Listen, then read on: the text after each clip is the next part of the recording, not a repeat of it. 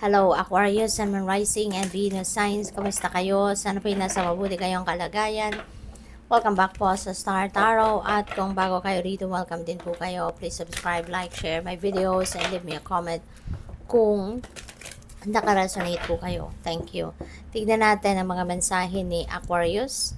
We have second chakra, Archangel Ariel. Aquarius, second chakra is your energy center na nag-govern ng intimacy, nag-govern ng sensuality, nag-govern ng creativity, you know. So baka there is a missing piece kumbaga sa inyong relasyon, kung meron kayong karelasyon, at baka ngayon ito yung kailangan ninyong gawin. Maybe you need to be more creative, 'di ba, sa pag-express ng inyong passion sa inyong person. Baka kailangan mo rito ng mas maraming oras at panahon, no, na makabawi ka, kumbaga, sa person mo, no. Ayan, wala na kasi kayong quality time together, no. Hindi na kayo nagkakaroon ng time for intimacy, 'di ba? So what else? We have Angel of Love. So this is you will be oozing with love. For most of you, you'll be oozing with love sa ngayon. Hindi lang ito love para sa ibang tao, but this could also be love para sa sarili mo. Siguro sa ngayon, may realization din ang iba sa inyo dito, Aquarius, na mas ngayon, mas mahalaga or mas maganda na mag-focus muna kayo sa self-love, no?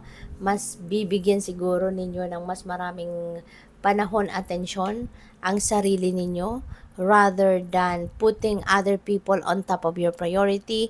Maaaring ang magiging ang gagawin ninyo sa ngayon is yung kayo muna ang ilalagay ninyo sa inyong top priority. Yung ganon, no? Kaya this is really beautiful.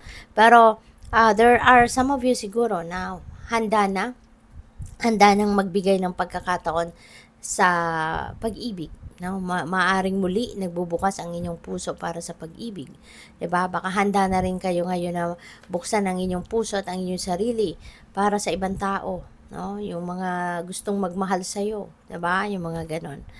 Man holding hard, look at that, 'di ba? So baka meron na nga ditong dadating, no, na isang tao na muling magpapatibok ng inyong puso, muling magpapa-excite sa iyo, muling merong taong magmamahal sa iyo, no? Man holding a heart, this is someone na pwedeng dati mo na siyang kilala, na ngayon magpapahayag ng kanyang pag-ibig sa iyo, ng kanyang romantic interest sa iyo, lalo-lalo na kung ikaw ay single pa, no, Aquarius. Or pwede rin na ito yung inyong person. Baka ito yung inyong person na maaaring nagkahiwalay kayo, ngayon maaaring kayo magkakausap muli, magbabalikan, yung parang ganon, no? This could be your person na asawa ninyo, pwedeng ganon, na baka nagkaroon kayo ng away, naghiwalay for quite some time, at ngayon, no, may reconciliation, so pwedeng ganon din. But if you are single, no, so siguro ito ay bagong makikilala mo din. Kung hindi man ito dating nasa circle mo na, maaaring siya ay bagong makikilala mo at magpapahayag ng kanyang pag-ibig or romantic interest sa iyo, no? This person is willing to be by your side, willing na pasayahin ka in many different ways, willing na tulungan ka, nagdamayan ka, yung ganon, no? So this is truly a person na parang talagang mahal ka niya, yung ganon, no? So good luck sa iyo dyan. And thank you for subscribing to my channel. And if you haven't subscribed yet, subscribe na po kayo. And also, maraming salamat din for being here. Maraming salamat sa mga hindi nag-skip ng ads din. Thank you. Malaking bagay po yan sa akin. Maraming salamat. God bless you. At please click that join button sa baba ng video po kung gusto po ninyong mag-member sa channel. And also sa mga cross-watchers din, maraming salamat for being here po. No, you are welcome dito sa aking channel. Step into the spotlight. Sabi dito, you have a message that the world needs to hear. It's time to share your wisdom. So siguro, ano kayo,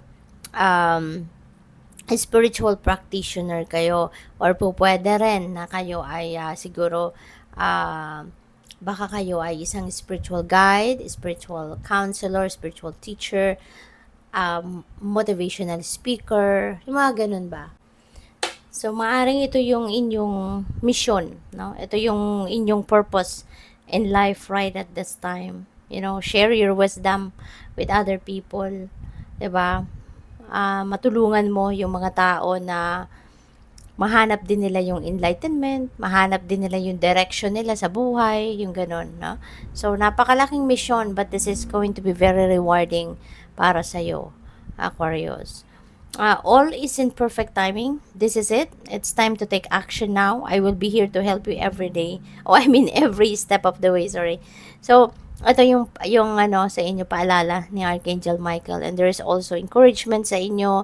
Ito rin yung assurance ito para sa iyo, you know, na nandiyan siya. Tatutulungan ka niya, 'di ba? Every step of the way.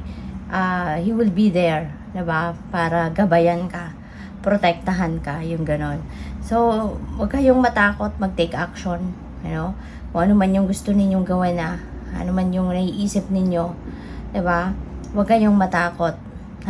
Rest assured, no, that guardian angel ninyo and Archangel Michael will be there for you to help you, to support you, to guide you and protect you, 'di ba? Tulad nito, no? Maaring natatakot kayo, maaring may takot kayo, kaya ko ba 'to? Magagampanan ko ba 'to? Mapapanindigan ko ba 'to? Huwag mo nang tanungin ang sarili mo, no? Kaya mo 'yan. Kaya mo 'yan. Umasa ka lang na talagang things will be things will be all right. Okay? You just trust in the divine, trust in Archangel Michael and sa mga guardian angels ninyo. Hindi ka papabayaan nila. Isa pa, Aquarius, always remember na hindi ka ilalagay ng divine universe sa isang sitwasyon tapos hindi ka niyan hahayaan na mag-isa. Hindi ka ilalagay sa isang sitwasyon tapos papabayaan ka. Hindi ganon, no? Ilalagay ka dyan sa sitwasyon na to, no? Ibibigay sa iyo yung mission na to because God knows na kaya mo yan. God knows na you have the capability and you have the capacity to carry out kung ano man itong mission na ito. Otherwise, kung hindi mo kaya yan, kung hindi mo mapapanindigan yan, hindi yan ibibigay sa'yo. Okay? Kaya wag kang mag-alala. Wag kang matakot. No? Kaya mo yan. Your vibration is rising. This is a time of greatest spiritual growth for you as well.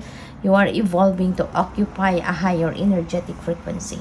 So, napakaganda. Kasi, yung vibrational frequency ninyo is high. Ibig sabihin, nasa ngayon, masaya ka, excited ka, 'di ba? You have more confidence in yourself, in love ka, 'di ba? Kaya ano ka, no, may excitement, no, na bumabalot sa sarili mo sa ngayon. And with that, you know, pumapasok ka ngayon sa higher energetic frequency. At kapag nandoon tayo sa mataas, no, na vibration, ibig sabihin nito na kung ano man ang gusto mo, whatever it is that you want to do, no, magsasucceed ka. You know, kung ano man ang mga gusto mong ma-achieve sa buhay, yan ay makakamit mo. That will manifest, no, in your life. Kaya good luck sa'yo. Thank you for watching. Love and light. Namaste.